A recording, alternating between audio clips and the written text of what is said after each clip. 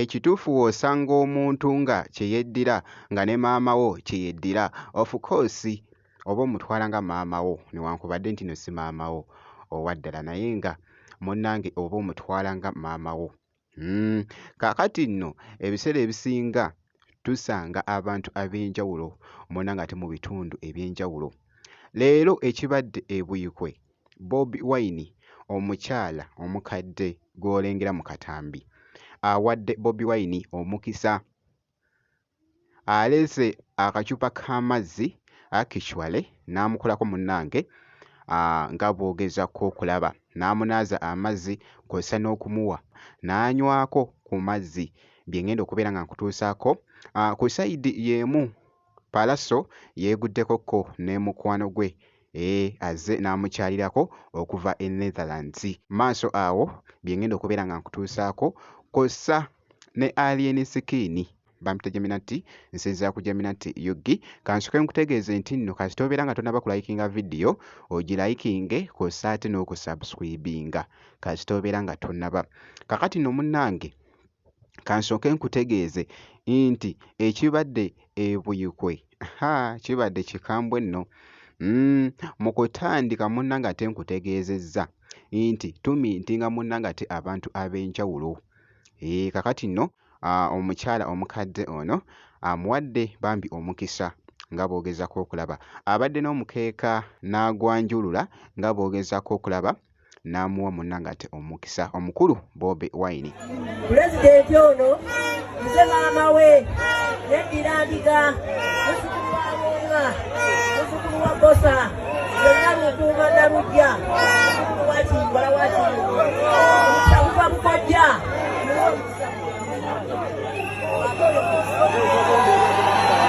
Pulezidenti maama we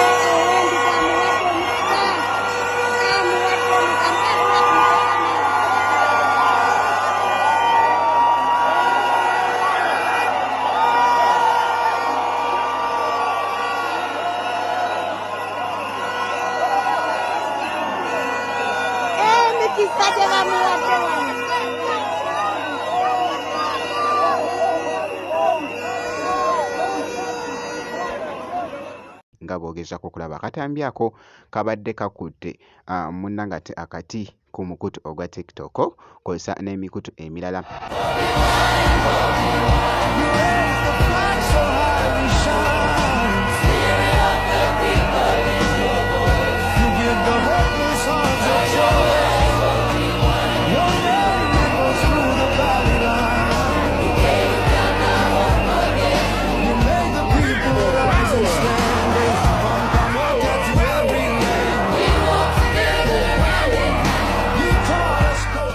Buikwe bwe kityo munnange ate bwe kitambudde. Bobi Wine akyagenda mu maaso okutalaaga ebitundu eby'enjawulo. Wenkoyedde vidiyo eno era nga agenda kubeera nga atalaaga mu bitundu munnange ate ebirala esayidi. So nja kubeera nga nkuwa update yonna enaaba efaayo. Kankwongereyoko wali ku muyimbi munnange ate Palaso, mukwano gwe ate nga naye munnange ate nga muyimbi omuzungu okuva wali munnange ate e Netherlands abadde azzeekokko mu Uganda n'ajjako n'okulabakokko munnange ate ku mukwano gwe Palaso.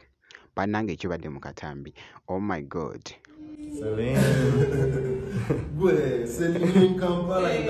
We were walking on the streets of Amsterdam together. Exactly. Now we're in Kampala. Yeah. Down in the ghetto yard. She's a really good friend. Yeah. Thank you for connecting us with her. Yeah, that's I right. was in her town, even her studio. Yeah. You came to my studio, now I come to your studio. Voila. Yeah. Voila. Straight up. Yeah. Well, how is what do I want? Did you get a chance to go to Rena's? I will go tomorrow. Oh, really? In the morning. That's my plan. How long you gonna go? Saturday I leave. Mu katambi Palaso munnange ate ne mukwano gwe omuzungu kabadde kakutte vibe ku mukutu ogwa TikTok. Sigenda kubeera nga nduwawo wabula kankwongereyoko wali omuyimbi Alien Skin mukyekinzeekokko olunaku olwaleero, wabula mwana muwala ono yeeyita munnange ate Sharon Pinks ate nga dansa actually ku mukutu ogwa TikTok. Mwana muwala ono akutte nnyo vibe ennaku zino wabula nga alina munnange ate show gy'ategese nga tumalako omwaka mu Desemba awo.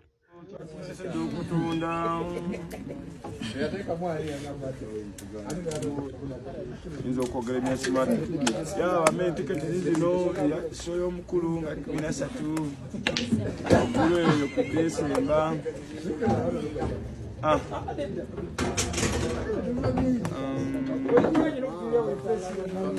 abafangoni b'ekireka mwenna mwenna kuba awo bajjuzaawo